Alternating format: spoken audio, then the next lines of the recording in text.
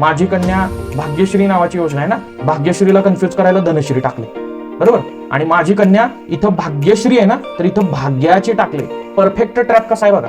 आणि काही जणांची एक्साइटमेंट लेवल हाय होऊन सुकन्या टाकतील. सुकन्या कुणाची आहे? सुकन्या समृद्धी अकाउंट केंद्राची आहे. त्या बेसिसवरती महाराष्ट्र शासनानं माझी कन्या भाग्यश्री चालू केलेली होती. 2015चीच योजना आहे. 15लाच प्रश्न आलेला आहे. आता बघा इथं कसला बेकार ट्रॅप आहे.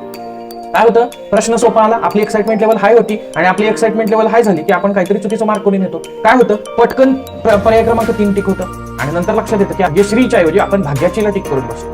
किंवा काय, अरे महाराष्ट्रातील हे वाचलंच नाही, मुलींचे प्रमाण वाढवण्याच्या उद्दिष्टाने कुठली योजना चालू केलेली आहे, सुकन्या समृद्धी अकाउंट, लगेच लिहून मोकळा झाला. म्हणून पर्याय क्रमांक 1 तिथं टाकलाय. समजून घ्या तुम्हाला ट्रॅप कशा पद्धतीने लावण्याचे प्रयत्न केलेले आहेत तिथं. हे ज्याला समजलं ना, त्याला जे काही 5-10 मार्काचा गॅप राहतो ना प्रिलिम्स मध्ये, तो गॅप कव्हर करता येऊन आपला रिझल्ट जो आहे तर तो आणता येऊ शकेल.